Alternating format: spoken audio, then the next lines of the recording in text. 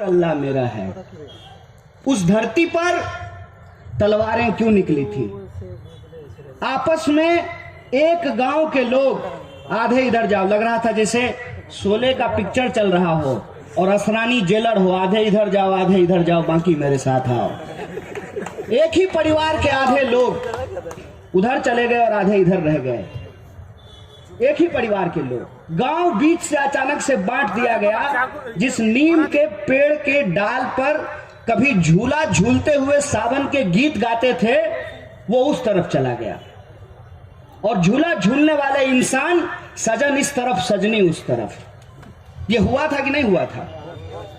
वो विभाजनकारी चीज जिसका दर्द इस देश में अगर कोई सबसे ज्यादा झेला है तो वो एक बंगाल है, दूसरा पंजाब है। आप पंजाब जाकर के देख लीजिए, भाजपा को कोई पांव भी वहां रखने के लिए नहीं देने के लिए तैयार है। अभी कृषि कानून पेश किया गया, पंजाब के लोगों का इतना दबाव था कि मोदी जी की कृषि मंत्री को ही रिजाइन करना पड़ा। जो लोग अपनों को खोते हैं, जिन्होंने नफरत में जलते हुए घर और गांव देखे हैं, वो जानते हैं कि धर्म की राजनीति के नाम पर, धर्म के नाम पर समाज को बांटने वाले लोग कितने खतरनाक होते हैं। ये इतिहास उनको याद है और वही इतिहास भाजपा बंगाल में आकर के दोहराना चाहती है। कह रही है जय श्री राम। अरे बोलिए ना भाई, कोई जय श्री राम बोले, कोई जय सिया राम बोले, लेकिन ये धरती खुदी राम की थी, है और रहेगी। इस बात को आप याद रख लीजिएगा।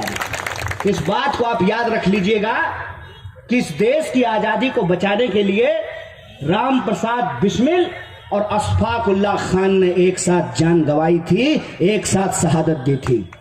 उस विरासत को यह जो तोड़ने की कोशिश की जा रही है, उस कोशिश को हम लोगों को समझना पड़ेगा। और यह जो तमाम चीजें आपके इर्द गिर्द हो रहा है, उसके प्रति आपको प्रजा की तरह नहीं, एक नागरिक की तरह सोचना पड़ेगा। मन में आपके एक बार यह विचार आना चाहिए कि किसका पैसा है जो पानी की तरह चुनाव में बहाया जा रहा है? यह किसका पैसा है? आपको यह बात सोचना चाहिए कि जब तूफान आता है, अम्फन तूफान आया था ना, तब तो हेलीकॉप्टर लेकर के नहीं घूम रहे थे कैलाश विजयवर्गीय, घूम रहे थे क्या? जब लॉकडाउन में लोग हजारों किलोमीटर पैदल चल रहे थे, तब तो कोई नहीं खाना बांट रहा था। इस देश के भीतर जब आम लोग अपनी समस्याओं में जूझ रहे होते हैं, तब तो कोई नहीं आता है पूछने के लिए। हम ये नहीं कह रहे हैं कि आप किसके पक्ष में खड़ा होना चाहते हैं, लेकिन एक बात आप हमको सोच करके बताइए कि कोई सरकार हो सकती है कि आपकी अपेक्षाओं पे खरी ना हुई हो सकता है कि किसी सरकार के प्रति आपके मन में शिकायत हो, लेकिन आप अपनी कमाई से शांति से अपने घर में जो खाना खाते हैं, कोई सरकार ऐसी चुन करके आए जो खाना भी ना दे, काम भी ना दे और आपका सुख चैन छीन ले, ऐसी सरकार को आप इस राज्य में लाना चाहते हैं कि नहीं लाना चाहते हैं, इसका विचार आपको करना पड़ेगा। और जिनको लगता है कि वाम फ्रंट का सरकार देख लिए, दीदी का सरकार देख लिए, एक बार भाजपा को भी देख लेते हैं। नया पार्टी है, फेयर एंड लवली है। पिछला वाला फेयर एंड लवली से मुंह गोड़ा नहीं हुआ था, तो अभी फेयर एंड लवली प्लस खरीद लेते हैं। कैसी बात है ये? मैं बिहार से आता हूं, 2005 से भाजपा सरकार में है। क्या बदल गया है बिहार का, हमको जरा बताइए। कितना एम्स खुल गया है, कितना IIT खुल गया है, कितना जो है बहाली जो होती है नौजवानों की, SSC की बहाली कितनी रेगुलर हो गई है, कितने नए उद्योग खुले हैं, कितनी नई सड़कें बन गई है? कुछ नहीं। ये कहते हैं कि हमको मौका दीजिए, हम विकास का गंगा बहाएंगे। हाँ, बहा रहे हैं ना मध्य प्रदेश में विकास का गंगा, सोनार बांग्ला। पूरे देश में तो आप ही की सरकार है ना, कहां है विकास की गंगा? हम भी विकास को ढूंढ रहे हैं। विकास वैसे गायब है जैसे गधे के सर से सींग गायब होता है। मुझे बता दीजिए, ऐसा कौन सा चीज बीजेपी के आ जाने के बाद होगा जो पहले नहीं हो रहा था? ऐसी कौन सी बात हो जाएगी? ये बात आखिर बोला क्यों जा रहा है? इसके पीछे साजिश क्या है? इस साजिश को आप समझिए। वो आकर के ये बात नहीं करते हैं, ये नहीं बोलते हैं कि हम बंगाल में विकास कैसे करेंगे, वो हम धर्म कैसे मानेंगे, हम पूजा कैसे करेंगे, हम उपासना कैसे करेंगे, इस पे आकर के ज्ञान देते हैं। सुनो, भगवान हमारे, भक्त हम उनके, तुम कौन हो बीच में भाई? हमको कौन भगवान का कैसे पूजा करना है, हमको सजदे में कैसे सर झुकाना है, ये तुम तय करोगे। सरकार का काम लोग धर्म को कैसे पालन करेंगे ये बताना थोड़ी होता है। सरकार का काम होता है कि हमने आपको वोट दिया है, आप हमको सुरक्षा दीजिए, आप हमको नौकरी दीजिए, आप हमको सड़क दीजिए, आप हमको बिजली दीजिए, आप हमको पानी दीजिए। सरकार का काम ये होता है ना। आजकल नया भाषण देना शुरू किए हैं, बोल रहे हैं कि जीत करके आएंगे तो नवन्ना से वापस जो है सेक्रेटेरिएट को राइटर बिल्डिंग में लेकर के जाएंगे, आप चांद पे लेके चले जाइए, मंगल ग्रह पे लेके चले जाइए। उससे क्या होगा? सेक्रेटेरिएट को आप नवन्ना ले जाएं कि राइटर ले जाएं, अगर उस सेक्रेटेरिएट में बंगाल के नौजवानों के लिए रोजगार की भर्तियां नहीं निकलती हैं तो वो सेक्रेटेरिएट हमारे लिए कोई काम का नहीं है। हमको यह समझना पड़ेगा कि असली सवालों को गुमराह क्यों किया जाता है, क्यों भटकाया जाता है, और भटकाने के लिए बढ़िया बढ़िया कैमरा और बढ़िया बढ़िया गेटअप का इस्तेमाल किया जाता है। अभी मैं पटना से आ रहा हूं, एक पत्रकार ने हमको पूछा कि मोदी जी दाढ़ी बढ़ाए हैं, इसका क्या राज है? हम बोले सुनो, मोदी जी दाढ़ी बढ़ा लें कि चूल कटवा लें कि उसको जो है ललका रंग से रंगवा लें कि हरियरका रंग से रंगवा लें, उससे हमको क्या लेना देना है? उनका दाढ़ी है, उनका बाल है, मन है तो बढ़ा लें, मन है तो कटा लें, इससे हमको क्या लेना देना है? तो आप उनकी दाढ़ी का बंगाल चुनाव पे कोई इम्पैक्ट देखते हैं कि नहीं देखते हैं? हम बोले भारी बुड़वक आदमी है जी, मैंने बंगाल के लोगों को इतना समझ नहीं है क्या कि वो किसी का दाढ़ी देख करके वोट दे देगा? हम ऐसे ही उस पत्रकार को डांट रहे थे और हमको पता नहीं था कि इस गेटअप का सचमुच में कोई मतलब है। जब हम आए, कलकत्ता एयरपोर्ट से बाहर निकले तो हर तरफ जो है मोदी जी अभिनय करते हुए नजर आए जैसे वो रविंद्रनाथ टैगोर हैं।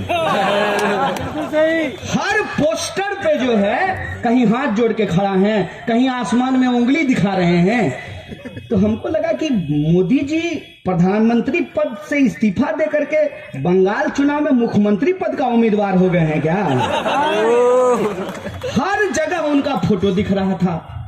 तो हम पूछे उनको, तो जो है एक हमारे दोस्त हैं, उन्होंने कहा, महाराज शुभ शुभ बोलिए, शेरू दिल्ली में बैठा हुआ है तो उसको पालने के चक्कर में 100 रुपये लीटर पेट्रोल खरीद रहे हैं, उसको यहाँ बंगाल भेज दीजिएगा तो 150 रुपये लीटर पेट्रोल खरीदना पड़ेगा। और ऊपर से वो कोबरा अलग से आ गए हैं। मैंने ये जो नेता लोग हैं, ऐसा लगता है जैसे चिड़िया खाना में रहता हो। कोई शेर बन रहा है, कोई कोबरा बन रहा है, और कोई सियार तो है ही रंगा हुआ। मैंने सियार रंगा हुआ इस तरीके से है कि शाम तक दीदी का आंचल पकड़े हुए था, नहीं दीदी हम आपका साथ नहीं छोड़ेंगे। रात में इनकम टैक्स से फोन आया और भोरे मोदी जी के दफ्तर में पहुंच गया। देखिए, एक बड़ी जिम्मेवारी आपके कंधे पे है, पूरा देश आपको देख रहा है, और हम लोग तो बिहार के लोग हैं। अपने आप को जब भी गौरवान्वित करने का मन होता है तो कह देते हैं कि बिहार तो बंगाल का ही पार्ट था ना। आपके ऊपर हमसे ज्यादा बड़ी जिम्मेवारी है। बिहार में हम लोग ले करके इस बार जो है ना ऑलमोस्ट हराने तक पहुंचा दिए थे। आप लोग जो है प्रबुद्ध लोग हैं, आपके पास जो है एक स्वर्णिम इतिहास है। हम उम्मीद करते हैं और हमारी तरह पूरा देश आपसे उम्मीद कर रहा है कि कुछ भी हो जाए, किसी भी सूरत में इस देश के भीतर लोगों को धर्म के नाम पर लड़ाने वाली शक्तियों को सत्ता में नहीं आने दिया जाए। ये संकल्प आप तमाम लोगों को लेना पड़ेगा। बोलिए, लेते हैं कि नहीं लेते हैं? मन से नहीं बोल रहे हैं, पक्का? एकदम। लेकिन जब आप वोट देने जाइएगा ना तो मन में एक दुविधा रहेगी। हम बता देते हैं आपको। जब हम जेएनयू में चुनाव लड़ रहे थे तो हम जिसको भी वोट मांगते थे ना तो बोला भाषण बहुत अच्छा था, आदमी भी तुम बहुत अच्छा हो, लेकिन वोट तुमको दे देंगे ना तो एबीवीपी जीत जाएगा। एक बार सुने, 2 बार सुने, 5 बार सुने, 10 बार सुने, तब हम बोले अच्छा सुनो, एक आदमी जब बोला ना कि वोट तुमको देंगे ना तो एबीवीपी जीत जाएगा, तो हम कहे सुनो, वोट हमको दोगे तो एबीवीपी कैसे जीत जाएगा?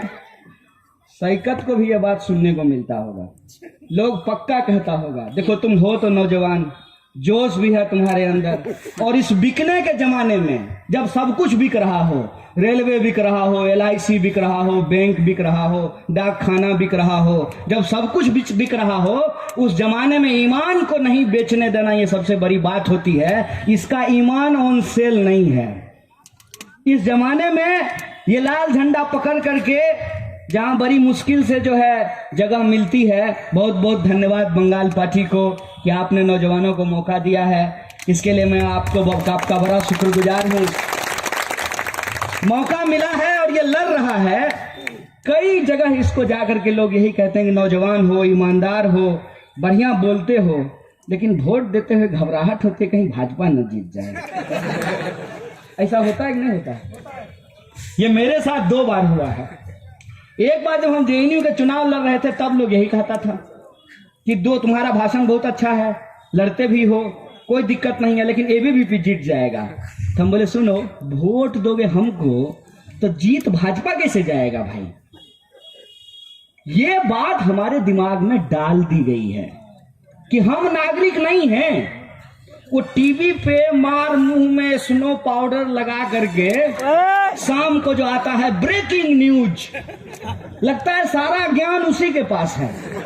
हम लोग तो कुछ नहीं, सारा सरकार बना वही लोग रहा है, गिरा वही लोग रहा है, तो हम लोग क्या हैं? हमारे दिमाग में यह बात बिठा दी गई है कि हम नागरिक नहीं है, प्रजा हैं। वो लोग जो टीवी में तय कर देंगे वही होगा, ऐसा नहीं होता है। हम सबको जब यही कहना शुरू किए कि एक एक को कि वोट दोगे हमको तो जीत एबीवीपी कैसे जाएगा, वोट दीजिएगा जब आप हमको तो जीत बीजेपी कैसे जाएगा, मन में ये दुविधा नहीं रखिएगा। भाजपा को अगर हराना है तो भाजपा को हराने का मतलब सिर्फ और सिर्फ उसको हरा कौन रहा है, जो टीवी आपको बता रहा है, उसको वोट दे देने से भाजपा नहीं हारेगी। यह बात अपने दिमाग में आप डाल लीजिए, क्योंकि भाजपा सिर्फ चुनाव में खड़ा होने वाली एक पार्टी नहीं है, बल्कि इस देश में विभाजन के कगार पर वो स्थिति पैदा करने वाली विचारधारा है। इस बात को आप याद रखिएगा।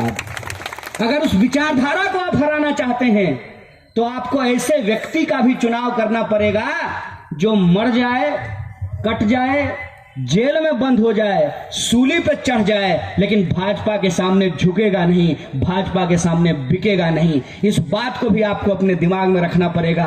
और मैं, शाम का वक्त है, शैतान का नाम बार बार नहीं लेना चाहता हूं, कि किस पार्टी का लोग कहां जाकर के बिक रहा है इसके बारे में आपको मालूम है। एक दूगो इधर से भी उधर गए हैं, एक दूगो इधर से भी उधर गए हैं, तो मैंने एक कॉमरेड को पूछा जो कभी कॉमरेड हुआ करते थे और हमको मार्क्स लेनिन पे ज्ञान दिया करते थे। उसको हमने पूछा कि क्यों जी, ऐसा क्यों किए, तुमने अपनी विचारधारा और अपने ईमान से गद्दारी क्यों की? तो बोला टीएमसी को शिक्षा देना चाहते थे। बांग्ला में शिक्षा देना ही बोलते हैं ना, सबक सिखाने को। बोला टीएमसी को शिक्षा देना चाहते थे। हम बोले बड़ा कमाल बात है, टीएमसी को शिक्षा देने के लिए तुम बीजेपी में चले गए, लेफ्ट में रहते हम दोनों को बढ़िया से शिक्षा दे देते। जो लोग इस लड़ाई को छोड़ करके भागते हैं, वैसे लोगों के समर्थन में मैं आपके बीच बात रखने के लिए नहीं आया हूं। मैं वैसे लोगों के समर्थन में आपके बीच में बात रखने के लिए आया हूं कि हमारी लड़ाई चुनाव तक सीमित नहीं है। हमारी लड़ाई इस देश को अशफाकुल्लाह खान और राम प्रसाद बिस्मिल के सपनों का भारत बनाने का लड़ाई है, इस बात को याद रखिएगा। हमारी लड़ाई राम के नाम पर नाथूराम की जो ये सत्ता स्थापित करते हैं उनके खिलाफ खुदीराम बोस का देश बनाने का लड़ाई है, इस बात को आप याद रखिएगा।